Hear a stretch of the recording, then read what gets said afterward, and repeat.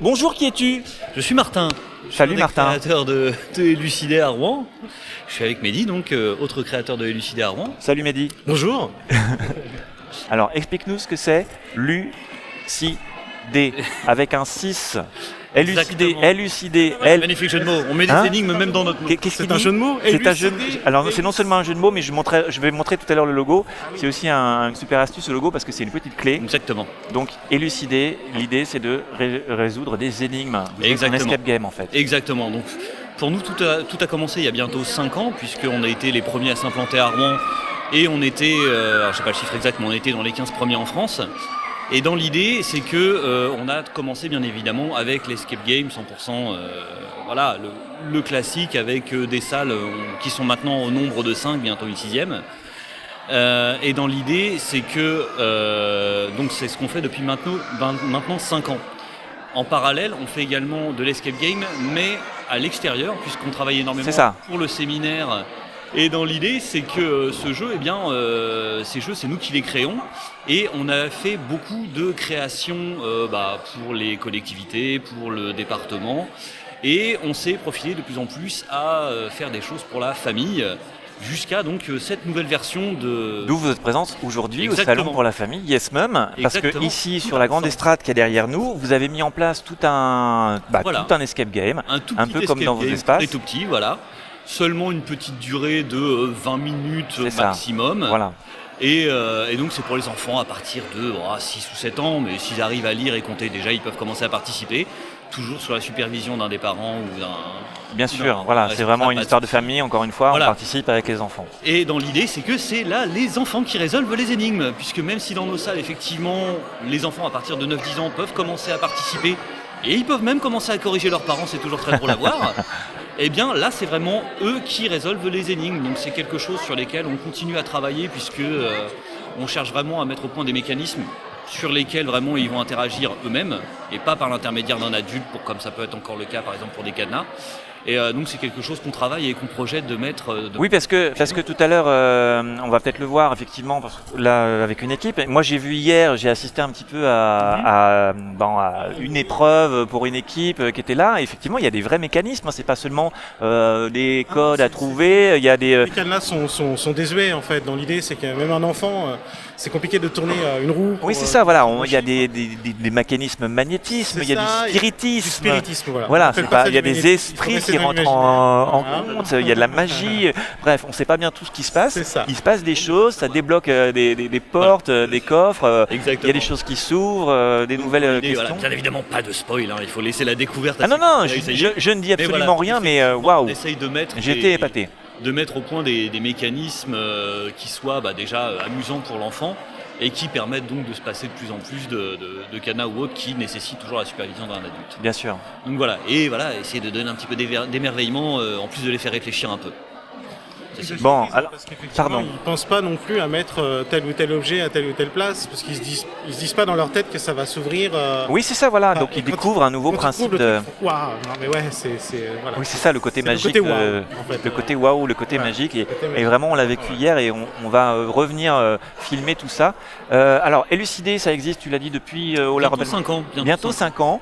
Vous êtes sur Rouen. Exactement, on est juste à 2 pas de la... Voilà, alors c'est vraiment à côté de la Haute-Toile. Exactement, au 20 rue Alsace-Lorraine. 20 rue Alsace-Lorraine, ça c'est pour les plus grands. Exactement, mais pour les plus petits sûrement bientôt, parce qu'on continue à travailler sur la formule jusqu'à avoir quelque chose de... Donc bientôt, ça veut dire dans les prochaines semaines, dans les prochains mois, prochains mois, vous allez mettre quelque chose en place. On a notre salle qui arrive dans les prochaines semaines. Vous créez des événements sur mesure, alors ça peut intéresser les parents qui nous regardent, qui ont peut-être des événements, qui sont en train de créer des événements, qui ont des entreprises ou des choses comme ça, et qui veulent faire une activité particulièrement magique, particulièrement ludique. C'est des choses que vous pouvez mettre en place, à la fois aussi pour les familles, mais aussi pour les plus grands. Pour les plus grands, c'est essentiellement les plus grands en fait. Vous êtes des créateurs d'événements aussi. Voilà, donc on a créé pour la tour Jeanne d'Arc à Rouen, on a fait le premier escape game qui a duré 2 saisons, qui était sur le complot d'Amartin. Donc c'est vraiment alors ça a un double sens parce qu'il y avait un sens vraiment historique très très fort où on a fait une reproduction vraiment très fidèle des éléments mis en place comme au château de Douvres en Angleterre. On a repris vraiment toute la décoration, toute la finesse de la menuiserie. On a travaillé avec beaucoup de menuisiers locaux, très spécialisés. On a travaillé aussi avec des entreprises parisiennes qui possèdent un réseau très très fort dans le médiéval. Donc on a fait vraiment un très très beau musée quelque part. Et d'ailleurs le concept le concept était, parce que maintenant ça a un petit peu changé, mais dans les premières années où il y a eu justement l'escape game dans la tour de Jeanne d'Arc, c'est que les gens pouvaient à la fois soit jouer ou soit faire vraiment une visite pour voir quel était le mobilier à l'époque, au XIIIe siècle. Donc c'est vous qui êtes à l'origine de cet escape game qu'on va retrouver tout à l'heure, parce que je vais aller Exact. Alors là, pas celui-ci. Pas celui-là, mais c'est vous qui êtes à l'origine du fait qu'il y ait un escape game dans celui-là. Exactement. Ok, d'accord. Nous étions les premiers qui a duré, le scénario qui a duré 2 ans. Bravo, bravo. Saisons. Et après, on est aussi au Quai Branly, où on a mis en place un scénario qui s'appelle La colère des choux. C'est un scénario sur le peuple africain de l'Ouest, tout ce qui est Togo, Bénin, toute cette partie-là, où on a fait justement au Quai Branly, c'est un petit peu le musée de tous les arts, de tous les continents, vraiment très où on voit tout plein de pays, tout plein de cultures différentes.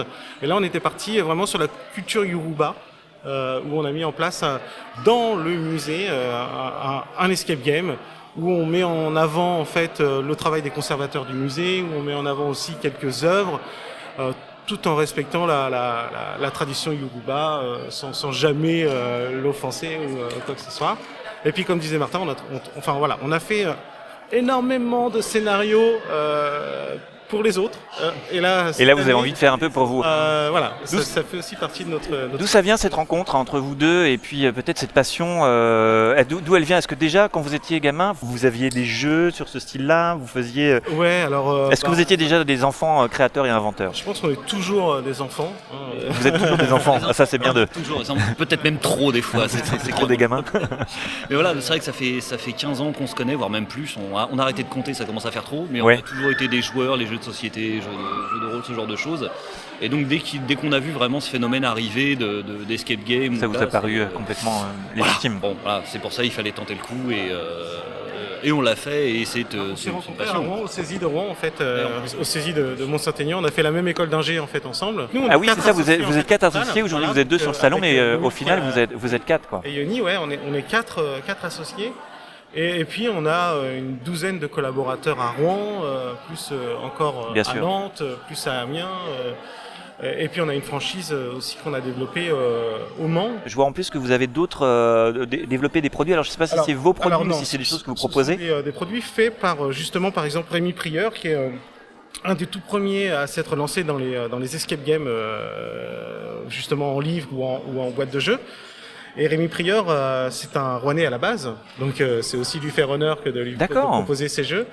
Et c'est aussi un ami, parce que dès le début, quand nous on avait pris le risque de s'implanter en Normandie, alors que rien n'existait en escape game en Normandie, où même les banques ne voulaient pas savoir ce qu'on faisait parce qu'elles ne comprenaient pas ce qu'on faisait, Rémi Prieur était là pour aussi nous faire participer à son réseau. Super.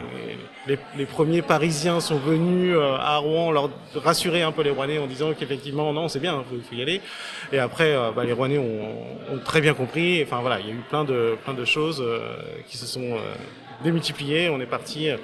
On a dû même prendre un atelier de 500 mètres carrés à Grand-Quevilly pour justement créer aussi nos énigmes, parce qu'on crée manuellement tout ce c'est ça, tous vos mécanismes, vos décors, etc. Exactement. Alors pour avoir participé à certains escape games, je sais qu'effectivement, des fois on est plongé dans un univers et c'est complètement immersif. C'est ça. Alors j'imagine pour les enfants, parce qu'ils ont cette naïveté et ce regard d'enfant, c'est encore un niveau au-dessus. C'est de la magie, voilà. Ça, en fait. Et moi j'ai une question, parce que effectivement à Dadalou, on essaye de toujours relever des défis avec les enfants, de se dire on vous propose quelque chose, mais vous maintenant proposez quelque chose. Ouais, ma fille me fait des énigmes.